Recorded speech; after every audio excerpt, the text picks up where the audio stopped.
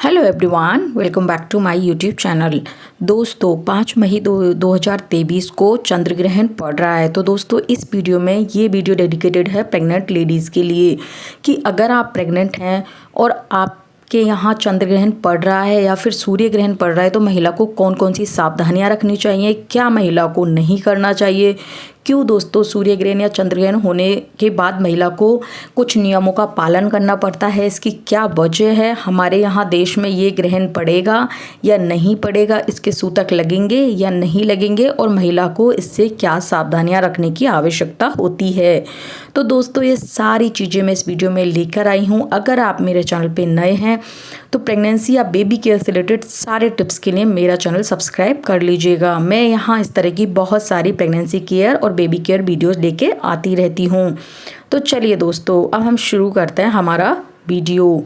दोस्तों हमारे यहाँ शास्त्रों में बताया गया है कि जो भी ग्रहण पड़ता है उसमें एक गर्भवती महिला को बहुत से नियमों के पालन करने होते हैं, क्योंकि दोस्तों इस समय कुछ एक साइंटिस्ट की माने तो कुछ एक ऐसी नेगेटिव रेज निकलती हैं जो कि प्रेग्नेंट महिला के होने वाले बच्चे के लिए सही नहीं रहती हैं।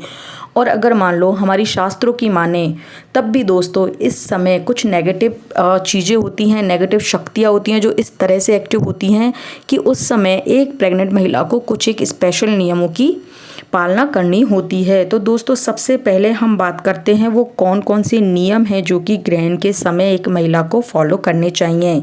और उससे पहले दोस्तों मैं बता दूं कि ये ग्रहण एशिया महाद्वीप, इसी के साथ यूरोप महाद्वीप, अमेरिका महाद्वीप, प्रशांत महासागर, अंटार्कटिका महासागर, इन जगह दोस्तों ये पड़ने वाला है। तो ऐसे में दोस्तों दोस्तों इस ग्रहण की विशेषता यह है कि ये परिछाया ग्रहण है, यानी कि छाया चंद्र ग्रहण है, जिसका मतलब होता है कि डायरेक्ट ग्रहण ना होके उसकी छाया चंद्रमा पे पड़ने वाली, यानी कि चंद्रमा अपनी आकृति नहीं बदलेगा। इस पे चंद्रमा की जो चमक है वो थोड़ी सी धुंधली पड़ जाएगी, यानी कि चंद्रमा पे इसकी सिर्फ छाया पड़ेगी। अब दोस्तों बात आती है कि इसके समय कौन कौन से जो नियम होते हैं जो एक महिला को पालन करने चाहिए ग्रहण के समय। तो दोस्तों जब भी ग्रहण पड़ता है तो महिलाओं को ऐसे समय में कोई भी कटिंग या फिर तोड़ना, कोई भी चीज़ को इस तरह के काम नहीं करने होते हैं। ये हमारे शास्त्रों में वर्जित है। जैसे कि कटिंग में आपको सब्जियां चॉप नहीं करनी है, इसके अलावा आपको फूल पत्ती नहीं तोड़ने हैं। कई महिलाएं होती हैं सिलाई कढ़ाई बुनाई, यानी कि जिनमें सिलाई करते हैं तो कपड़े काटने का काम होता है। किचन में दोस्तों ये तक कहा जाता है कि इस समय महिला को आग से भी दूर रहना चाहिए।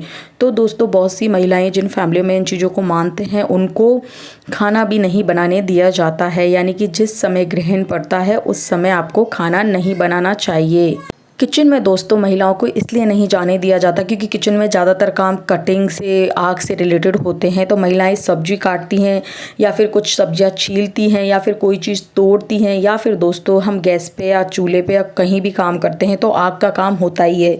ऐसा कहा जाता है कि दोस्तों अगर महिला इस समय कोई चीज़ काटती है या फिर आग का काम करती है, यानी कि गैस पे भी काम करती है, तो जो उसका निशान होता है वो बच्चे के शरीर पे आता है।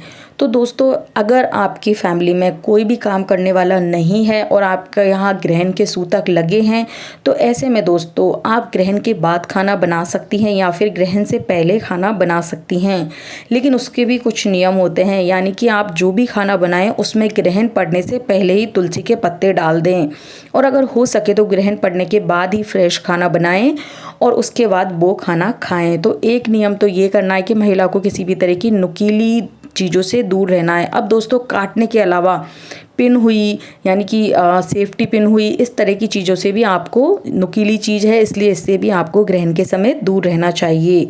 अगली सावधानी दोस्तों, जब सूर्य ग्रहण या चंद्र ग्रहण पड़ता है तो सूतक अगर आपके यहाँ हैं तो महिला को दोस्तों खाना भी ऐसे में नहीं खाना चाहिए, क्योंकि मैंने आपको बताया कि साइंटिफिकली कुछ ऐसी रेज निकलती हैं और अगर शास्त्रों की माने तो कुछ ऐसी नेगेटिव शक्तियां आसपास होती हैं कि आपको इस समय खाना भी नहीं खाना चाहिए।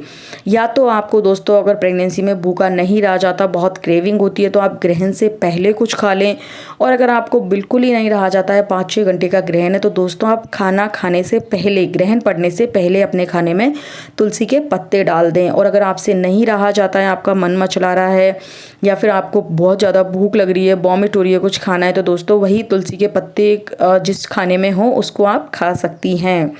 नेक्स्ट दोस्तों, इस समय महिलाओं को बाहर नहीं जाना चाहिए, यानी कि सूर्य चंद्रमा इनकी रोशनी में नहीं जाना चाहिए, क्योंकि दोस्तों आप ऐसे कमरे में रहें जहां अगर आपके रूम में किसी भी तरह की चंद्रमा की या सूर्य की रोशनी नहीं आती हो। चूँकि ये चंद्र ग्रहण है तो चंद्रमा की रोशनी आपके कमरे में नहीं आनी चाहिए। तो इस तरह का आपको रूम इस्तेमाल करना है। साथ में ही दोस्तों, अगर आपको बाहर वॉशरूम के लिए जाना पड़ रहा है तो दोस्तों फिर आप खुद को ढक के ही जाएं, और अगर हो सके तो इस दिन थोड़ा सा कंट्रोल करें और आपके घर के अंदर ही सारी एक्टिविटीज़ करें।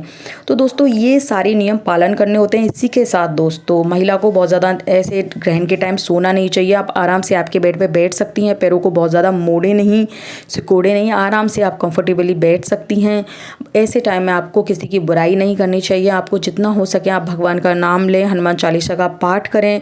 और दोस्तों ऐसे में आपको तस्वीरों को टच नहीं करना है। आप अपने बेड पे बैठ के आराम से अपने मोबाइल में कुछ भी भजन सुन सकती हैं या कोई भी धार्मिक चीज़ का आप पाठ कर सकती हैं। और आप दोस्तों ऐसे टाइम में टीवी, मोबाइल, कंप्यूटर, ये सारी चीज़ों से आपको कोई दिक्कत नहीं है, ये आप यूज़ कर सकती हैं, लेकिन आप ऐसे में तस्वीरों को ना छुएं। साथ में दोस्तों इस टाइम में आपको ज़्यादा से ज़्यादा भगवान का नाम लेना चाहिए। आपको अपने रूम में ही रहना चाहिए, कुछ खाने पीने से परहेज करना चाहिए। जैसे ही ग्रहण खत्म हो जाए तो आप नहा के अपने घर की सफाई करके सारे काम कर सकती हैं, पूजा पाठ कर सकती हैं। अब दोस्तों सवाल आता है, क्या हमारे देश में एक ग्रहण है? तो जी नहीं, ना ही तो हमारे देश में एक ग्रहण पड़ने वाला है और ना ही इसके सूतक लगने वाले हैं। तो आप ये सारी चीज़ें दोस्तों आप फॉलो नहीं करें, क्योंकि आपको इस बार के ग्रहण से कोई रिस्क नहीं है। अगर आपके देश में या आप जहाँ भी हैं वहाँ ग्रहण हो तो ही आपको ये चीज़ें फॉलो करनी है। भारत देश में ये इस बार ग्रहण के सूतक और ग्रहण का किसी भी तरह का प्रभाव नहीं है, तो आराम से आप सारी चीज़ें कर सकती हैं। लेकिन अगर आपके देश में सूतक लगते हैं और इस तरह की चीज़ें होती है तो आपको ये सारी चीज़ें फॉलो करनी चाहिए।